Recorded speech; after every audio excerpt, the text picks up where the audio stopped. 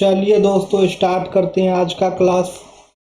पहला क्वेश्चन है, प्रयाग प्रशस्ति किसने लिखी? तो हरिसेन ने लिखी प्रयाग प्रशस्ति।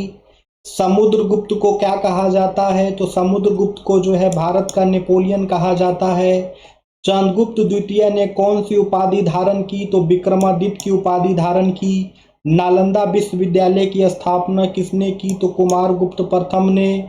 गुप्त काल का प्रसिद्ध बंदरगाह कौन था? तो ताम्रलिप्ति था। आर्यभट्ट प्रसिद्ध थे तो खगोल के लिए प्रसिद्ध थे। आर्यभट्ट ये किसने लिखा? तो आर्यभट्ट ने लिखा। वाराहमिहिर प्रसिद्ध थे तो यह जो है एक ज्योतिष थे। सुरुसुत संबंधित था तो यह जो है सर्जरी से संबंधित था। चरक संबंधित है तो चरक जो है संबंधित था आयुर्वेद से। दोस्तों गुप्त काल को कहा जाता है तो स्वर्ण युग कहा जाता है गुप्त काल को। अब है हुनों को किसने हराया? तो हुनों को जो है स्कंदगुप्त ने हराया। अजंता की गुफाएं किस काल की है? तो गुप्त काल की है। लौह स्तंभ कहाँ स्थित है? तो दिल्ली में। अभिज्ञान शाकुंतलम किसने लिखा? तो यह लिखा गया था कालिदास के द्वारा। अब है हर्ष चरित्र किसने लिखा? तो हर्ष चरित्र जो है बाणभट्ट के द्वारा लिखा गया था। ह्वेनसंग भारत आया था किसके समय में? तो हर्ष के शासनकाल में जो है ह्वेनसंग भारत आया था। अब है हर्ष की राजधानी कहाँ थी? तो हर्ष की राजधानी कन्नौज थी। हर्ष किस वंश का था? तो पुष्यभूति वंश का था। अर्थशास्त्र किसने लिखा? तो यह जो है लिखा गया था चाणक्य के द्वारा। अब है पाणिनि जो है किसके लिए प्रसिद्ध है? तो पाणिनि जो है व्याकरण के लिए प्रसिद्ध है। चरक जो है किसके लिए प्रसिद्ध है? तो चरक जो है आयुर्वेद के लिए प्रसिद्ध है। सुरुसुत संबंधित है तो यह जो है संबंधित है आयुर्वेद। यह जो है सुरुसुत जो है संबंधित है सर्जरी से। दशमलव प्रणाली विकसित हुई तो गुप्त काल में दशमलव प्रणाली विकसित हुई। आर्यभट्ट जो है किसके लिए प्रसिद्ध है? तो खगोल के लिए यानी एस्ट्रोनॉमी के लिए। वाराहमिहिर किसके लिए प्रसिद्ध है? तो यह जो है ज्योतिष के लिए प्रसिद्ध है। अब है गुप्त प्रशासन था तो यह जो है डिसेंट्रलाइज यानी कि विकेंद्रीकृत था। भूमिदान प्रथा जो है वह सामान्य हुई गुप्त काल में।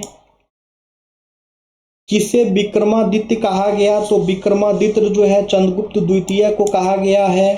अब है मृक्ष कटिकम किसने लिखा? तो मृक्ष कटिकम जो है यह लिखा गया था शूद्रक के द्वारा। अब है महायान बौद्ध धर्म का संरक्षक कौन था? तो कनिष्क था। अब है गुप्त वंश का अंतिम शासक कौन था? तो विष्णुगुप्त था। अब है ह्वेनसंग भारत आया किसके समय में? तो हर्ष के समय में जो है ह्वेनसंग भारत आया था। हर्ष की राजधानी कहाँ थी? तो हर्ष की राजधानी जो है कन्नौज थी। हर्ष किस वंश का था? तो हर्ष जो है दोस्तों पुष्यभूति वंश का था। नालंदा विश्वविद्यालय की स्थापना किसने की? तो कुमारगुप्त प्रथम ने नालंदा विश्वविद्यालय की स्थापना की। तक्षशिला विश्वविद्यालय प्रसिद्ध था तो वेद के लिए, चिकित्सा के लिए और राजनीति के लिए। मेगास्थनीज किसका राजदूत था? तो सेलुकस का। अर्थशास्त्र किसने लिखा? तो चाणक्य ने लिखा। दशमलव प्रणाली किसने विकसित की? तो आर्यभट्ट ने विकसित की। दशमलव प्रणाली जो है आर्यभट्ट ने विकसित की। बुद्ध चरित्र किसने लिखा? तो अशोक घोष ने लिखा। पुष्यमित्र शुंग ने किसे पराजित किया? तो मौर्य को पराजित किया।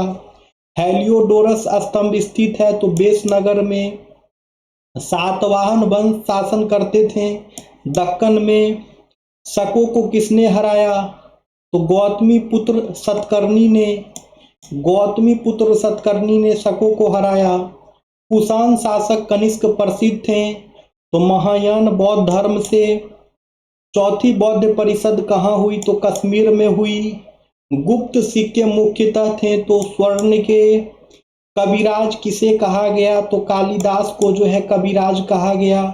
गुप्त काल को क्या कहा जाता है? तो गुप्त काल को जो है गोल्डन एज यानी कि स्वर्ण युग कहा जाता है।